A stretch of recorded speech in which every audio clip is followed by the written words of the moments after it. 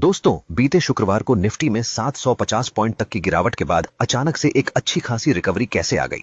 क्या हुआ होगा मार्केट में? लेकिन मैंने टेलीग्राम में पहले ही बता दिया था कि मार्केट कहां से रिकवर हो सकता है। यहां तक कि मैंने यह भी कहा था कि मार्केट में FIIDI की अच्छी खासी बाइंग आने के चांस हैं और वही हुआ भी, और निफ्टी ने बढ़िया क्लोजिंग दी। कैसे आप भी मार्केट की इस साइकोलॉजी को समझ सकते हैं? उसके लिए आपको मार्केट में हमेशा प्रैक्टिस करना होगा, मूवमेंट को देखना और समझना होगा कि क्यों वही पॉइंट से रिकवरी हुआ। ये एक मार्केट का रूल रहा है हमेशा से, यहां तक कि स्टॉक्स में भी यही कहानी है, और उसी बीच आपको प्रॉफिट भी बुक कर लेना है। ज्यादा की लालच आपको डूबा सकती है, तो इसलिए मैं बार बार कहता हूं, बाजार का साइकोलॉजी को समझना बहुत जरूरी है जो ट्रेडिंग में है। ज्यादातर रिटेलर्स तो बस दर्शक बने रहते हैं, प्रेशर में, और स्टॉक्स बेच देते हैं। लेकिन वही FIIDI अच्छी एंट्री की तलाश में रहते हैं कि रिटेलर्स पैनिक हो जाए, स्टॉक्स को बेचे और बढ़िया स्टॉक्स में एंट्री बन जाए। रिटेलर्स बस या तो देखते हैं या फिर प्रेशर में स्टॉक्स को बेच देते हैं, क्योंकि उनके पास इन्वेस्ट करने के लिए फंड्स नहीं रहते हैं, और इतना ऊपर में माल खरीद के रखे हुए हैं कि उनके लिए गले में फंसी हुई हड्डी की तरह हो जाती है। ना उगलने बनता है और ना ही निगलने बनता है। ऐसा नहीं है कि FII 2025 से सेलिंग कर रहे हैं। अरे भाई, वो तो 2020 से ही सेलिंग कर रहे हैं। कोविड के टाइम से ही उनका सेल करना चालू है। आप चाहें तो डेटा निकाल कर देख लीजिए कि नेट बाइंग हर साल का और नेट सेलिंग हर साल का कितना है। सब कुछ साफ दिख जाएगा पानी की तरह। जहां तक आने वाले सोमवार की बात है, तो हो सकता है कि निफ्टी एक और डिप लगाने की कोशिश करे या फिर साइडवेज मूवमेंट रहे, क्योंकि बिहार का चुनाव भी चल रहा है और 14 नवंबर को रिजल्ट भी आने वाला है, और इस चुनाव में सबकी नजर है। इसलिए बाजार में ऊपर जाते वक्त प्रॉफिट बुकिंग थोड़ा बहुत होता रहेगा।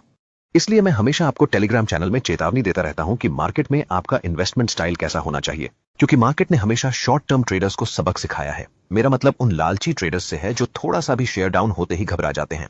शेयर मार्केट हमेशा से ही जोखिम वाला रहा है, और यहां कई लोग आए और कई लोग पैसा डुबोकर चले गए। जिसने समझदारी दिखाई वही बच पाया है। मार्केट में तेजी आएगी जरूर, लेकिन कब तक आएगी, ये जानने के लिए वीडियो में बने रहिए। पूरा वीडियो देखिएगा। आने वाले 3 से 4 महीनों की बात बताने वाला हूं। और जिसने अभी तक चैनल सब्सक्राइब नहीं किया है, वो चैनल सब्सक्राइब कर लीजिए और टेलीग्राम चैनल भी ज्वाइन कर लीजिए, ताकि मार्केट का ट्रेंड और लर्निंग दोनों आपको मिलता रहे। सबसे बड़ी बात है कि रिटेलर्स निफ्टी को ही पूरा शेयर मार्केट समझ लेते हैं, लेकिन ऐसा नहीं है। इंडेक्स में तो सिर्फ 30 कंपनीज होती हैं। मार्केट में सारे स्टॉक्स का अपना अलग ही साइकिल होता है। जो भी हो, आज के समय में मार्केट में ज्यादातर ट्रेडर्स हैं वो कोविड वाले समय के हैं, जिसने सिर्फ बुल रन ही देखा था और 2025 से ही मार्केट को डीप में जाते हुए देखा है। उन्हें यह मालूम नहीं है कि यह बाजार तो अच्छों की हालत खराब कर देता है। मैं बार बार टेलीग्राम पर कहता हूं, प्रॉफिट बुक करते रहिए, पर किसी को अच्छा नहीं लगता। पैसे को थोड़ा हवा पानी लगने दीजिए, तभी तो अच्छे स्टॉक्स में एंट्री बना पाएंगे। आने वाले समय में कौन कौन से सेक्टर चलने वाले हैं ये समझिए, क्योंकि बाजार रिटेलर्स नहीं चलाते हैं, इसे चलाते हैं बड़े बड़े ऑपरेटर। एक तरह से आप इन्हें मार्केट माफिया कह सकते हैं।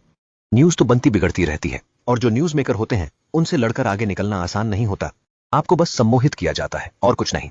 आने वाले दिनों में फाइनेंस सेक्टर में धीमी लेकिन लगातार रिकवरी रहेगी। एनर्जी सेक्टर यानी ऑयल और पावर में अच्छा मूव रहेगा। ऑन्टो सेक्टर भी रिकवरी में रहेगा। तो आपको देखना है कि किन किन स्टॉक्स के रिजल्ट अच्छे आए हैं और कहां डीप एंट्री बन रही है। इन्वेस्टमेंट स्टाइल वही रखिए जो मैंने पहले बताया था। एक बार में सारे पैसे स्टॉक में मत डालिए और समय समय पर प्रॉफिट बुक करते रहिए। अगर आप प्रॉफिट बुकिंग में देरी करेंगे तो फंस भी सकते हैं, क्योंकि हर स्टॉक को हर वक्त मोमेंटम नहीं मिलता है।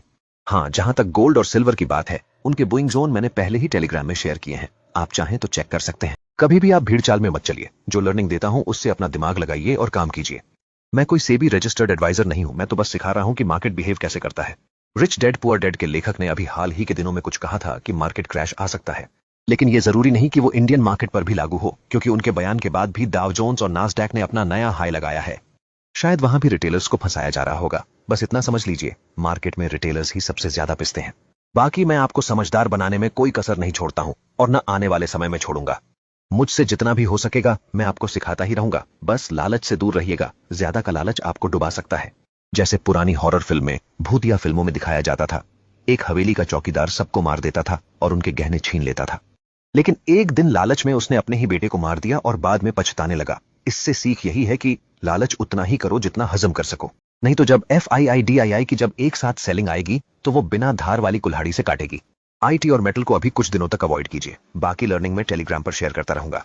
बस सही एंट्री लीजिए और सही समय पर एग्जिट, तो आपको प्रॉफिटेबल बनने से कोई नहीं रोक सकता। इसी के साथ मैं आज का ये वीडियो समाप्त करता हूं। आशा करता हूं आपको समझने में कोई दिक्कत नहीं हुई होगी। जिन्हें कुछ भी पूछना है वो कमेंट करें या व्हाट्सएप पर मैसेज करें। मैं जितना जल्दी हो सकेगा जवाब दे दूंगा। बहुत बहुत धन्यवाद। हर हर महादेव।